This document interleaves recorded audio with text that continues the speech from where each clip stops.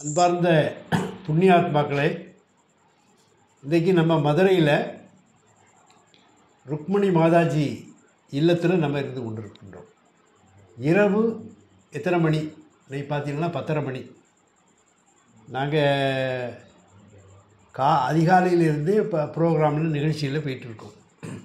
அப்போ எங்களுக்காக வேண்டி எப்படியும் வருவார். காணிமடத்திலிருந்து சுவாமி விக்கிரகம் வரும். நாங்கள் செல்வகுமார் எல்லோரும் வருவாங்கன்னு சொல்லி அம்மா முருங்கைக்காய் என்ன காய்கறிகள்லாம் உண்டோ அத்தனை வாங்கி காத்திருக்காங்க. இது இன்றைக்கி நேற்று உள்ள தொடர்பு இல்லை. புண்ணியாத்மாக்களே, அவங்க கோயம்புத்தூரில் இருந்தாங்க. இதெல்லாம் ஒரு 20-30 ஆண்டுகளுக்கு முன்னால் நினைவு வச்சுக்கோங்க. அங்கே போகும்போது விடிய காலம் பார்த்திங்கன்னா நாங்கள் எங்கள் ரூமு அதுக்கு அடுத்தாப்பில் இருக்கோம். இவங்க இப்போ தொட்டாப்பில் பூஜை இருக்கும். அப்போ பூஜை அறையிலேருந்து திடீர்னு யோகிராம் சுத்குமார், யோகிராம் சுத்குமார், யோகிராம் சுத்குமார், ஜெயகுருராயா, யோகிராம் சுத்குமார், யோகிராம் சுத்குமார், யோகிராம் சுத்குமார், ஜெயகுருராயன்னு சத்தமாக பண்ணுவோம். உடனே நாங்கள் முடிச்சிடுவோம். அந்த ரூமில் படுத்துருங்க எல்லோரும் எழும்பி பார்ப்போம், ஊற்றி பார்ப்போம். அது ஈர துணியோட குடிச்சிட்டு அப்போ தான் வந்திருப்பாங்க. அந்த அது இதில் சொல்ல வேண்டிய தேவையில்லை. இது நம்ம கோயம்புத்தூரில் எவ்வளோ குளிர் இருக்கும். அந்த குளிருக்கு மத்தியில் யோகிராம் சுத்குமார், யோகிராம் சுத்குமார், யோகிராம் சுத்குமார் பூஜையும் பண்ணி அவங்க பண்ணுறதை பார்த்து நானே மிரண்டு போயிடுறேன். இதுதான் பக்தி. பக்தி எப்படி வரும்? நம்முடைய செயல்பாட்டில் எப்படி நம்ம லீட் பண்ணுறோங்கிறத அவங்க பண்ணிட்டாங்க. ஏன்னா அவங்களுடைய மூதாதையர்கள், அவங்க அப்பா அம்மா அதெல்லாம் அண்ணமெல்லாம் பெரிய பக்த கோடிகள்.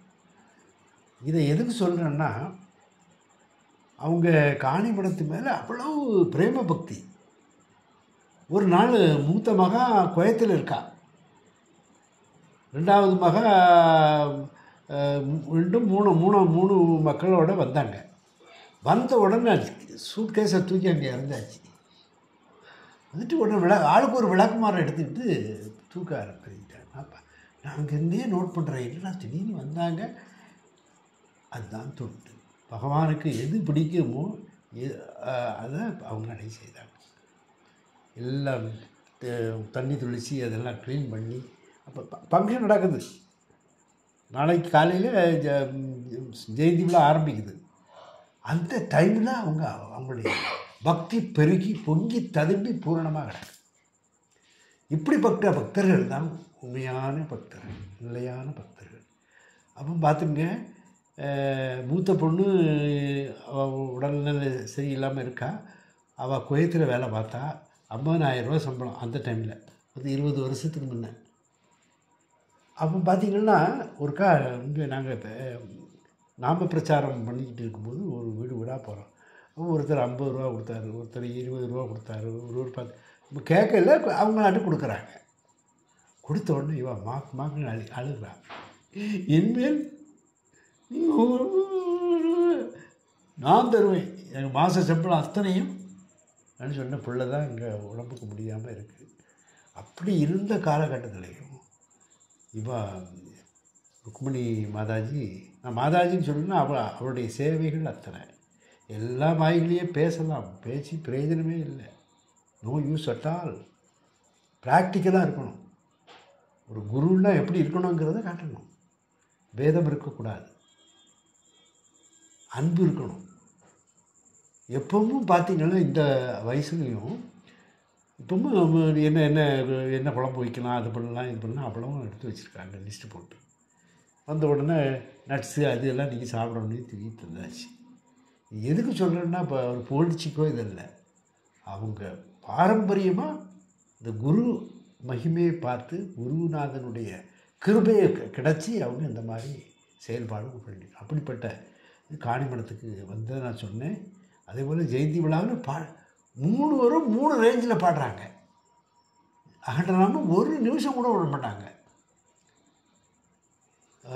அவங்க ஆரம்பிக்காங்க, நம்மளோட பொண்ணு பாடுது. 3வது ஒன்று மைக்கு மற்ற ஆள் கொடுக்கவே இல்லை, அவங்களே பாடிக்கிட்டு இருக்காங்க. அவ்வளவு ஒரு வெறி பிடித்த ஒரு பக்தியை நம்ம பார்க்கல. எல்லோரும் சொல்லிக்கலாம். ஆனால் நடைமுறையில் அப்படிப்பட்ட ஒரு நாங்கள் எல்லாம் மாதாஜின்னு கூட எல்லோரும் இப்போ சொல்லுவோம். காரணம் அவங்க காவி தெரிஞ்சில் பாருங்கள் உத்ராட்ச மாலை இன்றைக்கி பகவானுக்கு சாத்தப்பட்டது இன்றைக்கி அவங்க கழுத்துக்கு வந்துடும். எதுக்கு சொல்கிறேன்னா, அப்படிப்பட்ட ஒரு புண்ணிய ஆத்மா, தன்னை உணர்ந்தவங்க தலைவனை அறிவார். தன்னை உணர்ந்தவன் தலைவனை அறிவார். தலைவன் யார்? இந்த பரம்பொருள் யோகி ராமசுவாமி தான். அப்படிப்பட்ட அந்த அம்மா இப்போது அவங்க காணிமடத்துக்கு வந்தது, காணிமடத்தில் என்னெல்லாம் பார்த்தது எல்லாம் விவரத்தை சொல்லுவாங்க. முதல்ல எனக்கு பகவானை பற்றி ஒன்றும் தெரியாது. அப்புறம் கருமாரியம்மன் கோயிலில் ஒரு வால் போஸ்ட் ஒட்டி இருந்தது. இது யார் என்ன ஏதுன்னு ஒரு விவரம் தெரியாமல் இருந்ததுனால அதுக்கப்புறம் ஒரு கலைமகள் புக்கில் படித்து அதுக்கப்புறம் நாங்கள் ஒரு பத்திரிக்கை வந்தது, கண்டிப்பாக போய் ஆகணும். அங்கே காணிமடத்துக்கு தான் போனோம். அதுக்கு முன்னாடி ஒரு தடவை போயிருக்கும்போது பொன்காமராசாமி அவர் இல்லை, மெட்ராஸ் போயிருந்தார். அந்த நேரம் செல்வகுமாரோட அம்மா இருந்தாங்க.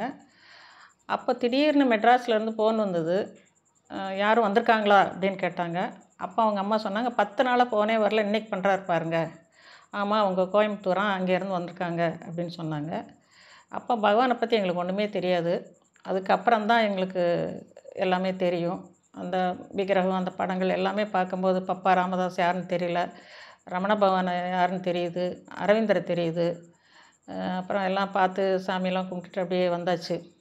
அதுக்கப்புறம் தான் நாங்கள் திருவண்ணாமலை போனோம். போயிட்டு வந்ததுக்கப்புறம் திருப்பி காணிமடம் தான் போவோம், நல்ல நாமம் சொல்லுவோம். ஆனால் என்ன ஆனாலும் சரி, எங்களுக்கு வந்து காணிமடம் வந்து எங்களுக்கு தாய் வீடு மாதிரி. அது எனக்கு சொல்லும் போதே உடம்பெல்லாம் புல்லரிக்குது.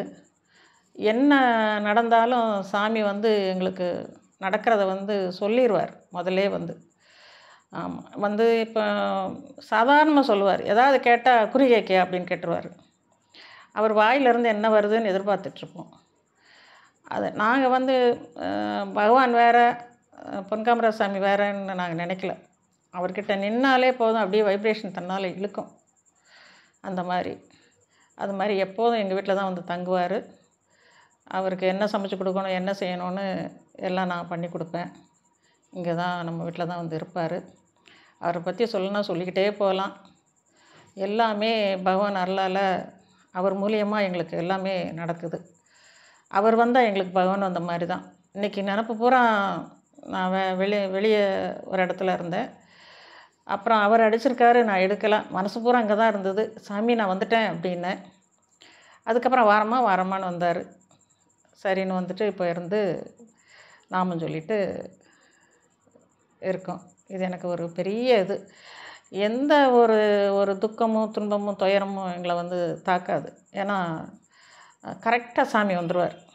அந்த நேரம் வந்து நல்ல ஒரு ஆறுதல் கொடுத்து, தைரியம் கொடுத்து, பேசிட்டு அப்படி போவார். அதனால் வருவது வரட்டும், எது என்ன செய்யும், மறந்தரும் உள்ளம் சுவாமியின் உள்ளம் அப்படிங்கிற மாதிரி அவருடைய பாட்டு ஓடிக்கிட்டே இருக்கும், கேட்டுக்கிட்டே இருப்போம். சாமி பாட்டு தான் இப்போ போதும் கேட்குறது. அது கேட்காம இருக்க முடியாது என்னால். அவர் பாடல்கள் தான் ஓடும்.